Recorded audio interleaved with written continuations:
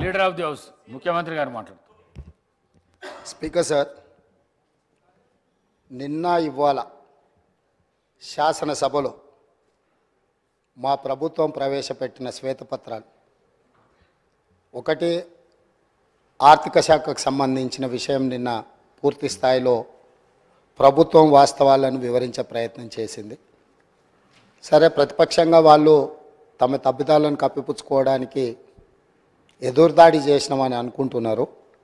ఆ ఎదురుదాడి రాష్ట్రానికి ఎంత నష్టం తెచ్చిపెడుతుందో ఇప్పటికి కూడా వాళ్ళు అర్థం చేసుకోలేదు, మారలేదు.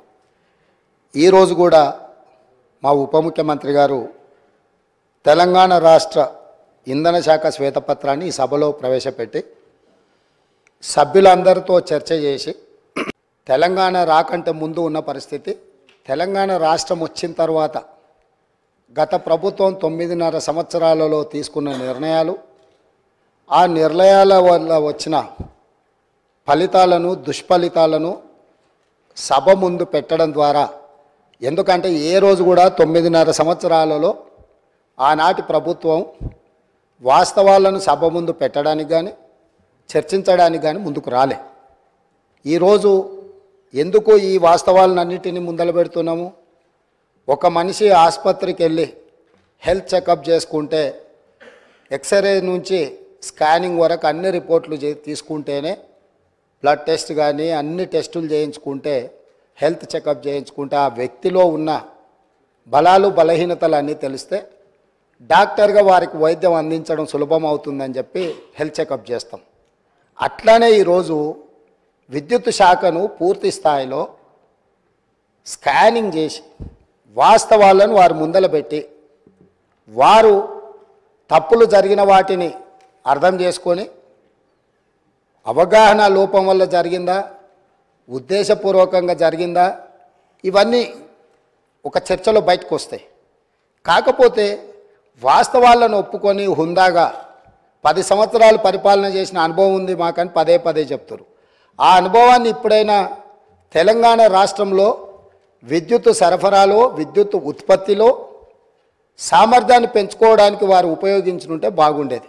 నేను సూటిగా 3 అంశాలను ప్రస్తావించదలుచుకున్నా. మాజీ మంత్రి జగదీశ్వర్ రెడ్డి గారు ప్రభుత్వానికే సవాల్ విసిరిండ్రు, మీరు విచారణకు ఆదేశించండి, మేము సిద్ధంగా ఉన్నామని.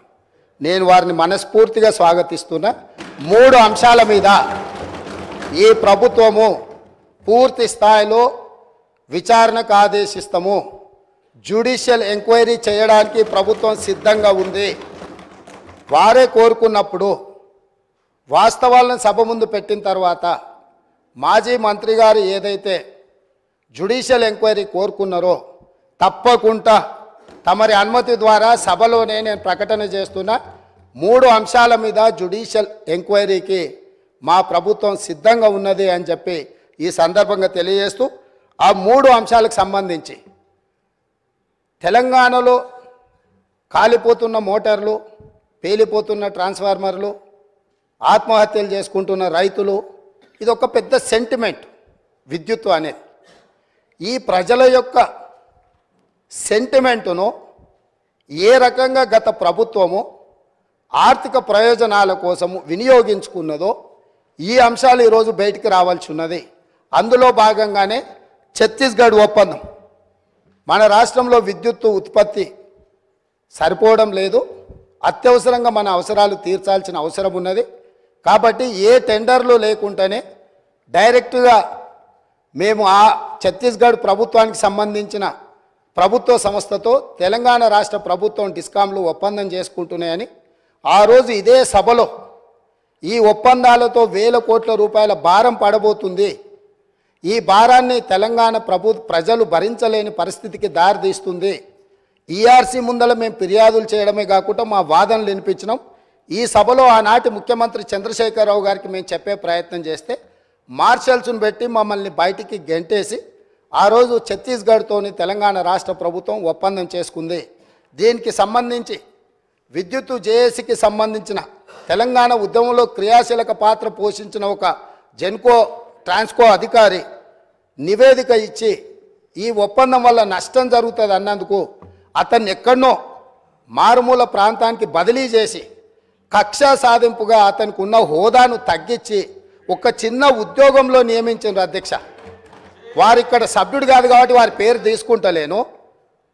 సంస్థలో పనిచేస్తున్న ఉద్యోగి అనుభవంతో తెలంగాణ ఉద్యమంలో విద్యుత్తు జేఏసీని క్రియాశీలకంగా ముందుకు నడిపించి ఉద్యమంలో ముందున్న వ్యక్తిని తెలంగాణ రాష్ట్రం వచ్చిన ఎంబడే శిక్షించి ఎక్కడో మారుమూల ప్రాంతానికి బదిలీ చేసి ఉన్న హోదా కంటే అతనికి డిమోషన్. తెలంగాణ ఉద్యమంలో పాల్గొన్న వాళ్ళు తెలంగాణ రాష్ట్ర సాధనలో క్రియాశీలక పాత్ర పోషించిన వాళ్ళను మనం సమర్థించే అవసరమైతే ప్రమోషన్ ఇవ్వాలి. ఒకవేళ ప్రమోషన్ ఇవ్వడానికి మీకు మనస్కరించకపోతే ఉన్న హోదాలనైనా ఉంచాలి. అలా కాకుండా శిక్షించి బదిలీ చేసిండ్రు. అతను కూడా ఆనాడు ఈఆర్సీ ముందు తన వాదన వినిపించిండు. ఆ వాదనను పెడచెవిన పెట్టి ఛత్తీస్గఢ్ ఒప్పందం చేసుకున్నారు. ఈ ఛత్తీస్గఢ్ 1000 మెగావాట్ల ఒప్పందం 3/11/2014 నాడు ఏదైతే ఒప్పందం మీద సంతకం చేసిండ్రో ఈ నివేదికలోనే ఉంది. నేను కొత్తదేం చెప్పడం లేదు, వారు చూసుకోవాలి. పేజీ నెంబర్ 11, 12లో ఉన్న వాటిని. అసలు ఈ విద్యుత్తు వినియోగించినా వినియోగించకపోయినా అదేవిధంగా విద్యుత్తును రవాణా చేయడానికి వినియోగించాల్సిన కారిడార్ను పర్మనెంట్ ఒప్పందం చేసుకోవడంతో విద్యుత్తు సరఫరా అయినా కాకపోయినా దాదాపుగా 1362.424 కోట్ల రూపాయలు ఈరోజు ప్రభుత్వం మీద భారం పడ్డది. ఆ విద్యుత్తు కొనుగోళ్లలో ఆనాడు కేంద్ర ప్రభుత్వము మనకు తక్కువ ధరకు విద్యుత్ ఇవ్వడానికి సిద్ధంగా ఉన్నా పెడచెవిన పెట్టి మీరు మీ ఆలోచనతో మీ అవగాహనతో మీకు ఎలాంటి ఉద్దేశాలు ఉన్నాయో నాకు తెలియదు. ఆ ఉద్దేశాలు ఈరోజు విచారణతో బయటికి రావాలి. కాబట్టి రేపు జరగబోయే జ్యుడిషియల్ ఎంక్వైరీలో ఛత్తీస్గఢ్తో తెలంగాణ రాష్ట్ర ప్రభుత్వం చేసుకున్న ఒప్పందాల మీద 100% విచారణకు ఆదేశిస్తున్నాము. ఈ ఛత్తీస్గఢ్ 1000 మెగావాట్ల విద్యుత్తులో జరిగిన కుంభకోణము, నిర్లక్ష్యము, ఈరోజు ఛత్తీస్గఢ్లో ఏవైతే కేసులు నడుస్తున్నాయో ఈరోజు వాళ్ళు ఫిక్స్డ్ కాస్ట్ వేరియేషన్ కాస్ట్ని లెక్కలేసి వాళ్ళు ఏ అదనంగా అడుగుతున్నారో ఏ పరిస్థితులు ఉన్నాయో అక్కడ ఛత్తీస్గఢ్ ఈఆర్సీ ముందలో జరుగుతున్న కేసులు ఏమున్నాయో వీటన్నిటిని పూర్తి స్థాయిలో విచారణ చేయడం ద్వారా మొత్తం వాస్తవాలను బయటకు తీయాల్సిన అవసరం ఉంది. ఛత్తీస్గఢ్ ఒప్పందం మీద ఈ ప్రభుత్వం విచారణకు ఆదేశిస్తుంది అధ్యక్ష. అదేవిధంగా అధ్యక్ష, యాదాద్రి థర్మల్ పవర్ ప్రాజెక్ట్ ఆ రోజు ప్రజల సెంటిమెంట్ ఏదైతే ఉందో ఈ ప్రజల సెంటిమెంటును తమకు అనుకూలంగా మార్చుకొని ఇండియా బుల్స్ అనే కంపెనీ గుజరాత్లో 1080 మెగావాట్ల విద్యుత్ సామర్థ్యంతో ప్రైవేట్ సంస్థ నిర్మించదలుచుకున్న ప్రాజెక్టును కేంద్ర ప్రభుత్వం విధి విధానాలలో మార్పు తీసుకొచ్చింది. పొల్యూషన్ ఎన్విరాన్మెంట్ను రక్షించడానికి 2011-12లోనే ప్రభుత్వం విధానాలు తీసుకొచ్చి సబ్ క్రిటికల్ అనే టెక్నాలజీతో నిర్మించిన ప్రాజెక్టులను అన్నింటిని కూడా మూసేసి సూపర్ క్రిటికల్ టెక్నాలజీకి మీరు మారండి, భవిష్యత్తులో నిర్మించబోయే ప్రాజెక్టులు ఏవైతే ఉన్నాయో ఆ ప్రాజెక్టులను కూడా సూపర్ క్రిటికల్ టెక్నాలజీతో నిర్మించమని చెప్పి విస్పష్టంగా కేంద్ర ప్రభుత్వం ఆనాడు ఆదేశాలు ఇచ్చింది రాష్ట్ర ప్రభుత్వాలకు, అదేవిధంగా ప్రైవేట్ కంపెనీలకు. అందుకోసము సూపర్ క్రిటికల్ టెక్నాలజీ ఉంటేనే 2013 తర్వాత ప్రాజెక్టులు నిర్మించాల్సిన నిబంధనలు ఉండడంతో గుజరాత్కు సంబంధించిన ఇండియా బుల్స్ అనే కంపెనీ BHELకు ఆల్రెడీ సబ్ క్రిటికల్ టెక్నాలజీతో పర్చేజ్ ఆర్డర్ ఇచ్చున్నది కాబట్టి ఆ కాలం చెల్లిపోయిన సాంకేతిక పరిజ్ఞానంతో ఆ ప్రాజెక్టు నిర్మించడానికి అవకాశం లేదని తెలిసి ఆ ఇండియా బుల్స్ కంపెనీ BHELకు మా డబ్బులు మాకు వాపసు ఇవ్వండి అని అంటే, మీరు ఆల్రెడీ కొనుగోలు ఒప్పందం చేసుకున్నారు, డబ్బులు చెల్లించారు, మీకు తిరిగి ఇవ్వడానికి కుదరదు.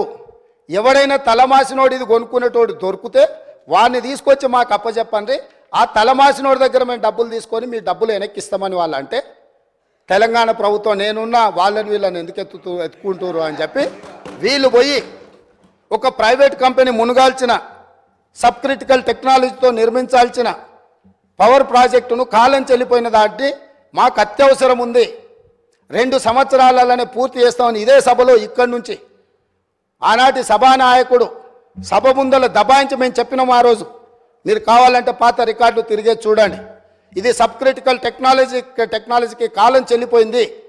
ఇది ప్రపంచంలో ఎక్కడ మనుగడ సాధిస్తలేదు. దీంతో కాలుష్యం వస్తుంది, విద్యుత్ ఉత్పత్తి సామర్థ్యం తగ్గుతుంది, తద్వారా నష్టము. దీన్ని వద్దు అని మేము చెప్తే ఖచ్చితంగా నేను చేస్తా, 2 ఏళ్లలో పూర్తి చేస్తా అని వారు చెప్పడం జరిగింది అధ్యక్ష. 2 ఏళ్లలో పూర్తి చేయలే అధ్యక్ష భద్రాద్రి పవర్ ప్రాజెక్ట్. 7 ఏళ్ళు పట్టింది భద్రాద్రి కోసం. 7 ఏళ్లలో 4 × 270 1080 మెగావాట్స్. 2 సంవత్సరాలలో 6,75,00,000 ప్రతి మెగావాట్కు ఖర్చు పెట్టి ప్రాజెక్టు నిర్మిస్తామని ఒప్పందం చేసి ఈ ఒప్పందాన్ని మొదట్లో తక్కువ చూపించి ఈ ప్రాజెక్టు నిర్మాణం, ప్రాజెక్టు వ్యయం 9,74,00,000 రూపాయలు పర్ మెగావాట్ అయింది అధ్యక్ష. ఇది పూర్తయ్యే వరకు 7 సంవత్సరాలు పట్టింది. అత్యవసరంగా మనకు అవసరాలు ఉన్నాయి, అనుమతులు తీసుకోవడానికి ఆలస్యం అవుతుంది. టెండర్లు పిలిస్తే కూడా ఆ ప్రాసెస్తోనే ఆ 2 నెలలు టెండర్లు పిలిచే కాలం కూడా వృధా అవుతుంది. 2 నెలలు కూడా నేను సమయాన్ని వృధా చేయదలుచుకోలే. ఎన్ని వేల కోట్లు ఖర్చు పెట్టైనా సరే నా రైతులకు విద్యుత్ ఇస్తా అని ప్రజల సెంటిమెంటును ప్రాతిపదిక చేసుకొని ఆనాటి ముఖ్యమంత్రి గారు 6,75,00,000 రూపాయలకే పర్ మెగావాట్ విద్యుత్తు సామర్థ్యంతో ఉత్పత్తి చేస్తామని చెప్పి భద్రాద్రి పవర్ ప్రాజెక్టును కొనుగోలు చేయడం జరిగింది. తద్వారా ఇండియా బుల్స్ కంపెనీకు మేలు జరిగింది, వాళ్ళ డబ్బులు వాళ్ళకు వచ్చినాయి. కానీ ఇది 7 సంవత్సరాలై 9.74 కోట్లతోని ఈరోజు ప్రాజెక్టు పూర్తయింది. ఈరోజు ఇది ఉత్పత్తి కూడా సరైన విధంగా లేకపోవడం వల్ల సేమ్ టైం కేటీపీఎస్ ఇదే ప్రభుత్వంలో ఉన్న 7వ దశ 48 నెలల్లో సూపర్ క్రిటికల్ టెక్నాలజీతో, అది సబ్ క్రిటికల్ టెక్నాలజీ, ఆ టెక్నాలజీ కాలం చెల్లిపోయింది. మామూలుగా కంప్యూటర్లు లేకపోతే పాతకాలం నోకియా ఫోన్లు కాలం చెల్లిపోయినాక మనం బయట పడేస్తాం, ఎందుకు ఉపయోగం లేదు అని, మన పాత బట్టలు పడేసినట్టు. అట్లాంటి పడేసిన వాటిని దాదాపుగా 10,000 కోట్లు పెట్టి నిర్మాణం చేసి తెలంగాణను నిండా ముంచిండ్రు. అదే సమయంలో కేటీపీఎస్ 7th ఫేజ్ 48 నెలలల్లా సూపర్ క్రిటికల్ టెక్నాలజీతోని 8.01 కోట్ల రూపాయల ఖర్చుతో పర్ మెగావాట్ విద్యుత్తును ఉత్పత్తి చేసింది అధ్యక్ష. అంటే ఏ రకంగా ఇందులో 1,000 కోట్ల రూపాయల దోపిడీ జరిగిందో భద్రాద్రి పవర్ ప్రాజెక్టును కూడా ఈరోజు జ్యుడిషియల్ ఎంక్వైరీలో 2వ అంశంగా చేరుస్తున్నాం అధ్యక్ష. ఇక 3వది Yadadri thermal power project. Same ఇదే వితండవాదం. ఆ రోజు కూడా చెప్పినాం. సేమ్ సమయంలో ఇతర రాష్ట్రాలు, జార్ఖండ్ లాంటి రాష్ట్రాలు ఇదే కెపాసిటీతో టెండర్లు పిలిస్తే ఇదే బిహెచ్ఎల్ 18% లెస్ కోట్ చేసి అక్కడ టెండర్ తీసుకున్నది. సేమ్ టైం G2G అంటే గవర్నమెంట్ నుంచి గవర్నమెంట్ సంస్థకి ఇస్తున్నాం, అంచనాల రేట్లతో మేము ఇచ్చేస్తాం. ఎందుకు అని అంటే ఇది కూడా 24 నెలల పూర్తి అయిపోతే 24 నెలల ప్రాజెక్టు నిర్మించి యాదాద్రి పవర్ ప్రాజెక్టును పూర్తి చేసి తెలంగాణ మొత్తం వెలుగులు ఇస్తామని చెప్పి ఆ రోజు ఒప్పందం చేశారు. ఎప్పుడు చేసిండ్రు అధ్యక్ష? 1/6/2015 నాడు ఈ ప్రాజెక్టును ఒప్పందం చేసి ఆ రోజు వీళ్ళు చెప్పింది ఏంది అధ్యక్ష? 25,099 కోట్ల రూపాయలు అంటే పర్ మెగావాట్ 6,27,00,000తోటి పర్ మెగావాట్ మేము ఈ ప్రాజెక్టును 24 నెలల్లో పూర్తి చేస్తామని వీళ్ళు చెప్పడం జరిగింది అధ్యక్ష. యాదాద్రి పవర్ ప్రాజెక్ట్ ఈరోజు ఇంకా పూర్తి కాలే అధ్యక్ష. పోనీ ఏమన్నా ఈ గనులు ఆ జిల్లా నుంచి వచ్చిన మంత్రి గారు పాపం మా మంత్రి వెంకటరెడ్డి గారి మీద ఓ అని దాడి చేస్తుడు. ఆయన మొత్తం రైతుల జీవితాలలో మొత్తం వెలుగులు తీసుకొచ్చినాయి. నీ సొంత జిల్లాలా నీ కూతవేటు దూరంలో ఉన్న మొదలుపెట్టిన ప్రాజెక్టు 2015లో మొదలు పెడితే 2023 వచ్చింది. 8 సంవత్సరాలు పూర్తిగా వస్తుంది. ప్రాజెక్టు పూర్తిగాలే. ఇప్పుడు కూడా 2024-25లో పూర్తి చెయ్యొచ్చు అని అంచనాలు వేస్తున్నారు. దీనికి మీరు నల్గొండ జిల్లా ప్రజలకు క్షమాపణ చెప్పాల్సింది పోయి మంత్రులు ఏది మాట్లాడితే ప్రతి మంత్రి మీద దాడులు చేయడమేనా? అది ఈరోజు దాదాపుగా 6,27,00,000కు మేము చేస్తామని డిపిఆర్ మొదలుపెట్టి ఈరోజు 34,543 కోట్లకు అంచనాలు పెరిగినాయి. దాంతో కూడా పూర్తి కావడం లేదు. 8,64,00,000 రూపాయలకు పర్ మెగావాట్ ఇవాళ పూర్తి చేస్తామని వచ్చింది. కానీ ఇది పూర్తి కాలేదు కాబట్టి ఇది కూడా 9 కోట్ల పైచిల్కు చేరుతుంది. అంటే 6,27,00,000కు పర్ మెగావాట్తో మొదలుపెట్టిన యాదాద్రి పవర్ ప్రాజెక్టు దాదాపుగా 9 కోట్లకు అంచనాలు పెరిగింది. 8 సంవత్సరాలు పట్టింది. అదే సమయంలో ఎన్టీపీసీ రామగుండం ఫేజ్ 1 ప్రాజెక్టును నిర్మిస్తే 7,63,00,000కు మాత్రమే పర్ మెగావాట్తోని ఎన్టీపీసీ పూర్తి చేసింది. అధ్యక్ష, నేను ఏం చెప్పదలుచుకున్నా అంటే భద్రాద్రి నిర్మించినప్పుడు ప్రాజెక్టు కాస్ట్ ఇతరవి రాష్ట్ర ప్రభుత్వ కేంద్ర ప్రభుత్వ పరిధిలో ఉన్న వాటిని పూర్తి చేసిన ఏ ధరకు పూర్తయినాయి. అదేవిధంగా యాదాద్రి పవర్ ప్రాజెక్టు వీళ్ళు G2G పేరు మీద ఓపెన్ టెండర్ గ్లోబల్ టెండర్ పిలవకుండా ఒప్పందాలు చేసి BHELకి ఇచ్చి BHEL వెనకాల నుంచి మళ్ళీ ఎవరెవరు వచ్చిందో అవన్నీ విచారణ తేలితే. అధ్యక్ష, నేను ఇప్పుడు వేగ్గా ఏది మాట్లాడదలుచుకోలే. కాబట్టి యాదాద్రి పవర్ ప్రాజెక్టు 4,000 మెగావాట్లతోని ఏదైతే నిర్మాణం చేపట్టి తెలంగాణ మొత్తం విద్యుత్తును అందిస్తామని గత ప్రభుత్వం చెప్పిందో ఈనాటికి కూడా పూర్తి కాలేదు.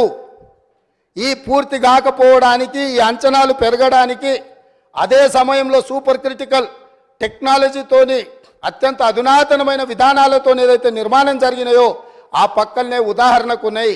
కాబట్టి ఈ 3 ప్రాజెక్టులు, ఒకటి ఛత్తీస్గఢ్ ఒప్పందం, 2 భద్రాద్రి కొత్తగూడెంలో నిర్మించిన 1080 మెగావాట్ల నిర్మాణము ఒప్పందం, అదేవిధంగా 3వది యాదాద్రి థర్మల్ పవర్ ప్రాజెక్టుకు సంబంధించి BHELతో చేసుకున్న ఒప్పందాల నుంచి ఈనాటికి జరిగిన పరిణామాల మీద వారు కోరుకుంటున్నారు. కాబట్టి పారదర్శకంగా ఉండాలని వారు ముందుకు వచ్చినందుకు అభినందిస్తూ మా వైపు నుంచి కూడా మేము పారదర్శకంగా ఉన్నాం. తమరి అనుమతితోని జ్యుడిషియల్ ఎంక్వైరీకి ఈ 3 ప్రాజెక్టుల్లో మేము రెఫర్ చేస్తున్నాము. దీనికి కావలసిన మిగతా కార్యాచరణ మా శాఖ మంత్రి గారు, ఉప ముఖ్యమంత్రి గారు దీన్ని నెక్స్ట్ ప్రొసీడింగ్స్ ఏమి ఇవ్వాలి, ఏ రకంగా ముందుకెళ్లాలనో దీని మీద దృష్టి పెడతామని తెలియజేస్తున్నా. అధ్యక్ష, అదేవిధంగా మేము విద్యుత్ సామర్థ్యాన్ని పెంచినామని పదే తెలంగాణ రాష్ట్రం వచ్చినాడు 7,778 మెగావాట్లు ఉండే ఈరోజు 19,475 మెగావాట్లు మేము సాధించినామని చెప్తున్నారు. అధ్యక్ష, ప్రభుత్వ రంగంలో వీళ్ళు సాధించింది గుండు సున్నా కొత్తది. ఎందుకు అని అంటే ఇక్కడ సోలార్ చూడండి అధ్యక్ష, ఈ పేజ్ నెంబర్ 7లో ఆనాడు 74 మెగావాట్లు ఉంటే ఈరోజు 5,600 మెగావాట్లు వచ్చింది. ఇది గవర్నమెంట్ సంస్థ నిర్మించింది కాదు, ఒకటే ఒక మెగావాట్ గవర్నమెంట్ నిర్మించింది ఈ 10 ఏళ్లలో. ఇవన్నీ ప్రైవేటు సంస్థలకు ఆనాటి ప్రభుత్వం టెండర్లు పిలిచి ఆనాటి ప్రభుత్వం ఒప్పందాలు చేస్తే వీళ్ళందరూ ప్రైవేట్లో వీళ్ళు నిర్మించుకున్నది. అదేవిధంగా కేంద్ర ప్రభుత్వం నుంచి వచ్చింది ఆనాడు 1873 మెగావాట్లు ఉంటే ఈరోజు 186.76 మెగావాట్లు ఉన్నది. అధ్యక్ష, అదే సెంబీ కార్పు నుంచి 270 ఉంటే ఇట్లా ఛత్తీస్గఢ్ ఇవన్నీ ఒప్పందాలు చేశారు. అధ్యక్ష, ఎక్కడ వీళ్ళు జెన్కో ఆధ్వర్యంలో రాష్ట్ర ప్రభుత్వం కొత్త ప్రాజెక్టులను ఏవి నిర్మించలే. వీళ్ళు గొప్పగా చెప్పుకున్న భద్రాద్రి కాలం చెల్లిపోయింది. యాదాద్రి ఇంతవరకు 1 మెగావాట్ కూడా విద్యుత్ ఉత్పత్తి చేయలే. 35,000 కోట్ల రూపాయలు ఖర్చు పెట్టి సింగిల్ మెగావాట్ విద్యుత్ కూడా ఉత్పత్తి చేయకుండా 10 సంవత్సరాల తర్వాత మళ్ళీ సభలో నిలబడి మంత్రులందరి మీద దాడి చేసి దబాయించి ఇంకా ఎంతకాలం గడుపుతారు. అధ్యక్ష, ఎంతకాలం గడుపుతారు? మేము స్పష్టంగా మా మంత్రి కోమటిరెడ్డి వెంకటరెడ్డి గారు 24 గంటల విద్యుత్ మీద వీళ్ళు డంబాచార ప్రకటనలు చేస్తుంటే సబ్ స్టేషన్లు కూర్చొని లాగ్ బుక్కులు తీసుకొచ్చి ముందర పెడితే అక్కడ ఉన్న లైన్మెన్ క్లియర్గా చెప్పిండు 8 నుంచి 10 గంటలు ఇచ్చినాం, కొన్నిసార్లు 12 గంటలు ఇచ్చినాం సార్, ఈ మధ్యకాలంలో అంతకంటే ఇవ్వలేదు అని చెప్పి స్పష్టంగా చెప్పిండు. వారు ఎప్పుడైతే సబ్ స్టేషన్లకి వెళ్ళి లాగ్ బుక్కులు తీయడం మొదలుపెట్టినరో అన్ని సబ్ స్టేషన్లలో అక్కడ ఉండే రైతులు లాగ్ బుక్ తీయంగా అనగానే అది మాయం చేసిరు. ఈరోజు నిజంగానే వారికి పట్టింపు ఉంటే ఒక అఖిలపక్షాన్ని నేద్దాం, సబ్ స్టేషన్ల వారిగా లాగ్ బుక్లు గతంలోనే మాయం చేసినా ఎక్కడున్నో బయటికి తీద్దాం. వీళ్ళు వ్యవసాయంలో మోటార్లు నడవాలంటే 3 ఫేజ్ కరెంట్ ఉండాలి. వీళ్ళు వ్యవసాయానికి మోటార్లకు 3 ఫేజ్ ఇవ్వకుండా సింగిల్ ఫేజ్ ఎక్కువ గంటలు ఇచ్చుకుంటా వ్యవసాయానికి ఉపయోగం లేకుండా 24 గంటలు ఇచ్చినము అని భ్రమలు కల్పించి రైతులను మోసం చేసిండ్రు అధ్యక్ష. దానికి సంబంధించి వాళ్ళు కోరుకుంటే మాకేం అభ్యంతరం లేదు. అఖిల పక్షాన్ని నిజ నిర్ధారణ కమిటీ కింద వేద్దాం. ఆ పార్టీ ఆ మంత్రి గారిని కూడా ఇందులో భాగస్వామిని చేయండి. మిగతా పార్టీల పక్షాలు కూడా ఉన్నాయి, వాస్తవాలు చేద్దాం. నిజంగానే ఒకవేళ వాళ్ళు గొప్పగా ఇచ్చుంటే మాకేం అభ్యంతరం లేదు అధ్యక్ష. వాళ్ళ ఒకవేళ ఇచ్చుంటే ఇచ్చిందని చెప్తాము. ఈ రికార్డు ఏది మేము తయారు చేసింది కాదు కదా, వాస్తవాలు సంబంధిత శాఖ అధికారులు నివేదిక తయారు చేసిరు, మా మంత్రి గారు సభలో పెట్టిండ్రు, మా మంత్రి గారు అందరినీ చర్చించడానికి అవకాశం ఇచ్చిండ్రు. అందరు చర్చించిన దాని మీద వారి సూచనలు బాగుంటే అవి తీసుకుంటామని కూడా చెప్పినాం. ఇప్పుడు వాళ్ళు ఒక మంచి సూచన చేసిరు, మీరు జ్యుడిషియల్ ఎంక్వైరీ చేయండి, మేము సిద్ధంగా ఉన్నాం. ఇంత మంచి సూచన వాళ్ళు చేసినాక ప్రతిపక్షమే ముందుకు వచ్చి వాళ్ళ పరిపాలన మీద పారదర్శకత కోసం జ్యుడిషియల్ ఎంక్వైరీ అడిగిండ్రు కాబట్టి వారి కోరిక మేరకు జ్యుడిషియల్ ఎంక్వైరీకి ఈ ప్రభుత్వం ఆదేశాలు ఇస్తుందని తమ ద్వారా తెలియజేస్తున్నాను అధ్యక్ష.